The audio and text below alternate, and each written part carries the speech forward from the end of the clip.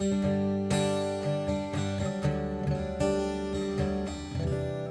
think after a week or so in Japan, a lot of people visiting get fairly temple enshrined out. They have been to maybe several of the famous places, and it just all starts to blur together, and it's just like, I'm good. Shrines and temples, they're all the same. I can't remember all the information. And I understand. I get it. But I just want to take a minute to share with you some of the rich history and culture, and even fun stories, really, that are just waiting to be discovered in so many little shrines and temples all over Japan. So take a look. Come with me where I am right here. Actually on a really nice view behind me, huh?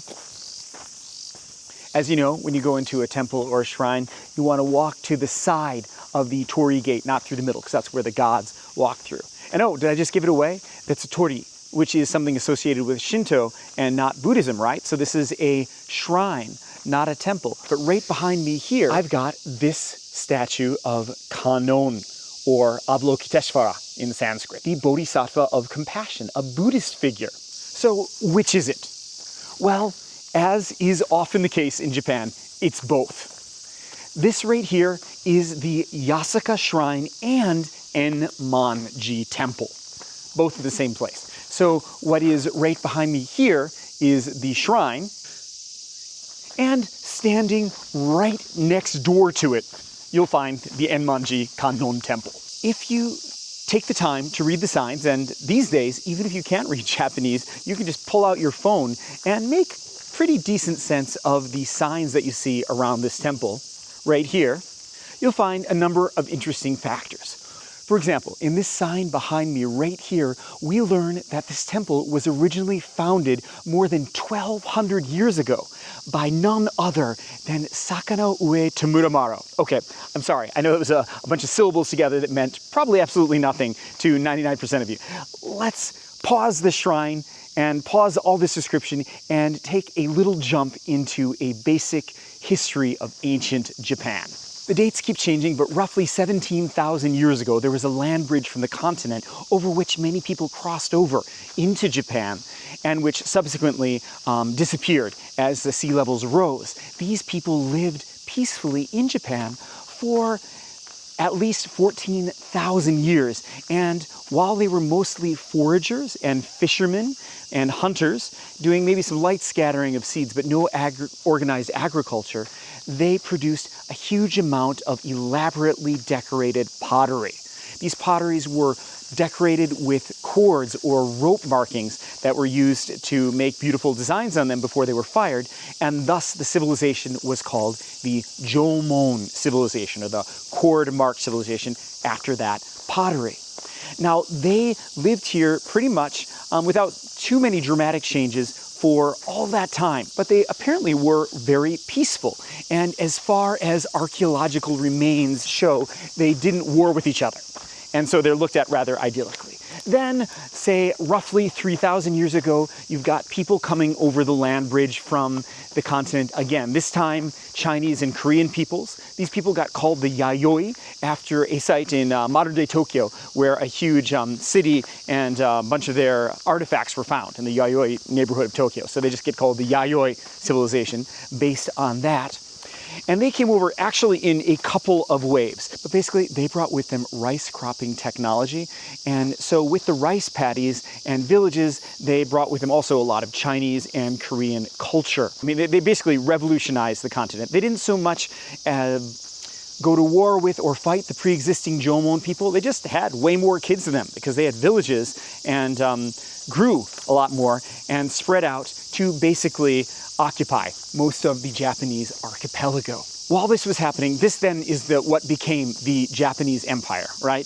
The Yamato people on the Yamato Plains near present-day Nara, Kyoto area, the clan of Yamato became the royal family, and these Yamato people became the Japanese, basically. This is really broad. Please, nitpickers who know the details, don't hit me on this. I'm telling the truth. I'm skipping a lot of the details because that would be like a 2-hour podcast if I wanted to get into the details of this. So why I'm saying all this is because they didn't occupy the entire island of Honshu, this main island of Japan. They occupied up to maybe roughly around the present-day Fukushima prefecture. North of that, the climate was still a little bit too cold, and it was pretty hard for them to grow rice up there, and so they more or less stopped. However, that area was occupied by a number of different peoples at that point.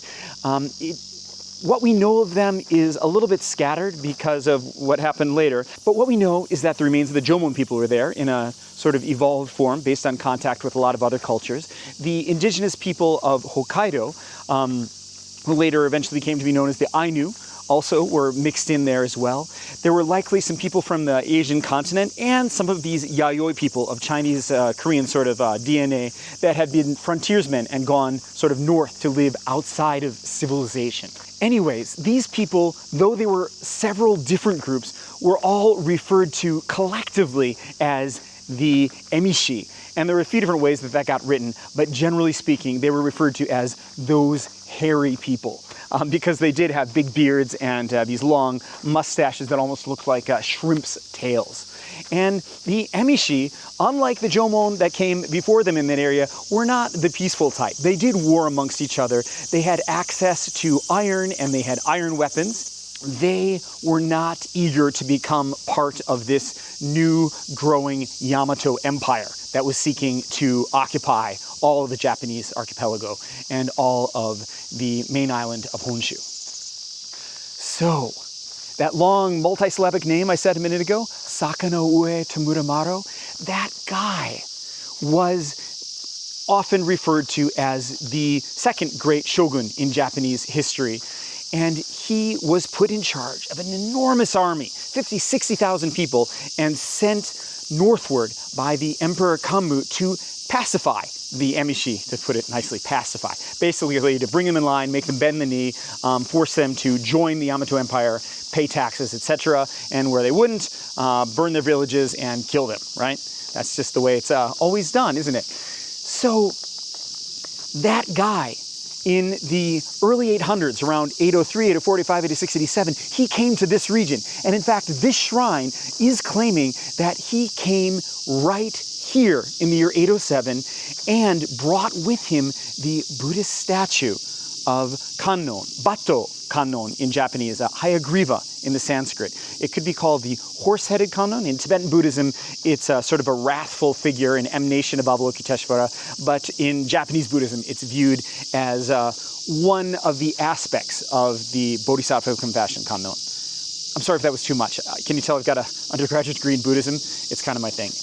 Anyway, the main statue that everyone was worshiping here, they're saying was brought by this great general. And not only that, they're saying that this enormous cedar tree, which is mostly a stump, it's kind of seen better days, but that was planted in the year 807 by that general himself, Sakano Ue Tamuramaro.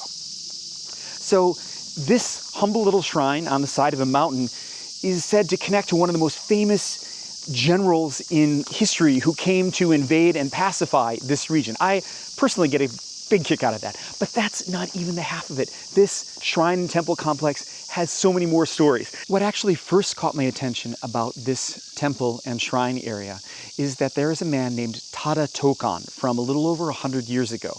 He was a Pure Land Buddhist monk who lived here for a number of years after he had gone and spent 10 years living in Tibet.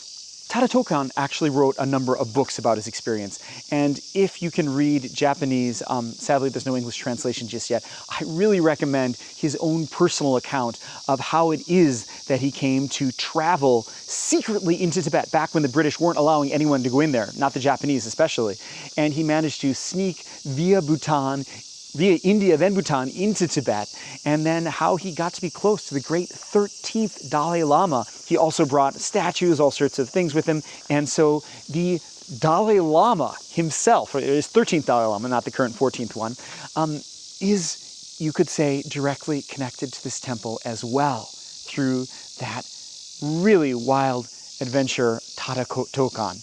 Look at this thing here. This is the Shinobi Koma. And this tradition here of making these little straw horses out of rice chaff and straw and offering them is from this shrine, apparently. Though there are other places that did it too for other reasons. Here it is said for not only a good harvest, but also for freedom from sickness and for a good wedding match. People would offer these in prayers. And there's even a hiking trail which goes across this mountain behind me here and will take you all the way to another shrine, which is a fertility shrine, which has a giant wooden phallus in it, before going down to Osawa Hot Springs in the little valley of the Toyosawa River on the other side of this little mountain range. And this is just one little shrine that happens to be right in my neighborhood, more or less. So there are so many reasons to just try and dig a little deeper into the little shrines if you want to find them more interesting than just, oh yeah, that's a nice woodwork. Oh, I mean, yeah, the woodwork's nice, but blah, blah, blah. You can find delicious, fun stories in any shrines because they're just everywhere.